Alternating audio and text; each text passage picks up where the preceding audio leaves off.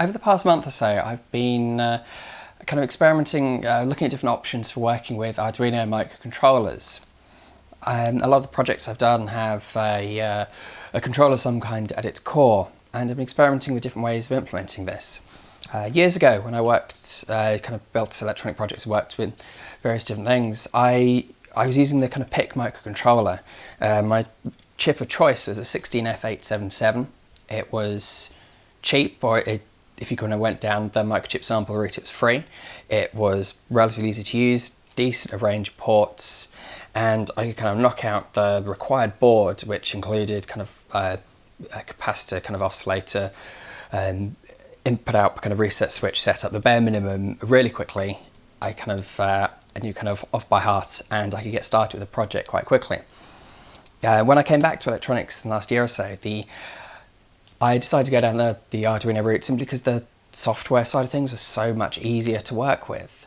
It's a simple integrated environment which has the kind of the IDE, the compiler, the uploader. Just make life so much easier.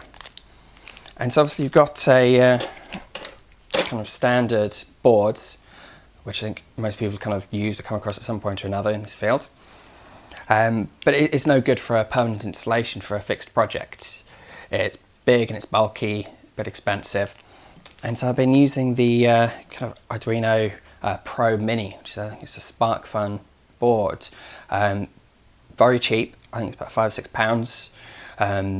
It's kind of breadboard compatible pretty much, so you can kind of build it at the heart of a project, as I have done. For this one here, this is the controller I put together for the laser engraver projects, and I've got a little board kind of mounted in the middle there, and it works well. But I've been kind of playing with other options recently. For the China trip, for Dangerous Prototypes, we're offering a PCB kind of production run thrown in, and so I kind of really quickly knocked together a design for kind of a basic board. It's kind of the bare minimum, so a kind of Arduino kind of Atmel chip in the middle, along with the requisite components around the sides, and breaking out all the I/O pins at the top.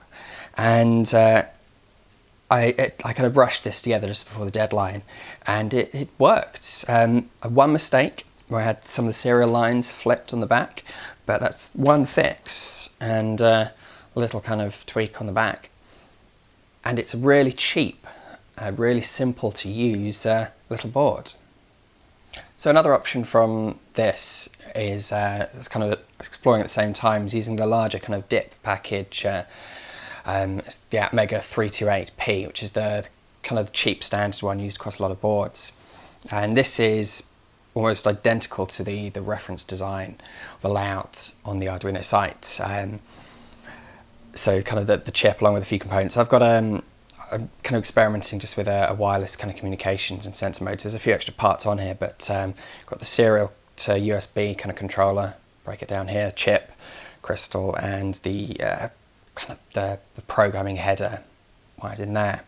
And they're identical. Obviously this is smaller and more compact, but it does require getting boards produced or kind of manufacturing surface mount stuff. But this is equally kind of cheap and easy to put together just on Veriboards. But that turned out pretty straightforward. Programming it is also quite simple. I've had one of these kind of programmers for quite some time. I've had mixed success with it. I've forgotten the name off the top of my head, but I've only got this to work twice before. So I decided to go for one of the more kind of, I guess, finished devices, off-the-shelf devices. It's the AVR ISP Mark II board. And again, both of these work with the Arduino kind of bit of software to load the bootloader onto the chip to get started. So once you do that one-time process with the kind of programming header, you can then start communicating with it normally, just as you would a purchased off-the-shelf chip. And so that's the only slightly kind of, I guess, complex thing you have to get out of the way. But then it just behaves exactly as if you'd bought a board, and yet you can still design and build it to your own specification. So at the moment I've got two boards which kind of roughly based off this on order. just designed for slightly different purposes. So headers for an Ethernet module, one with a header for a wireless comms module, and it's allowing me to kind of churn out and test these really quickly, really easily, and yet still retain the simplicity of the software environment that comes with the Arduino system.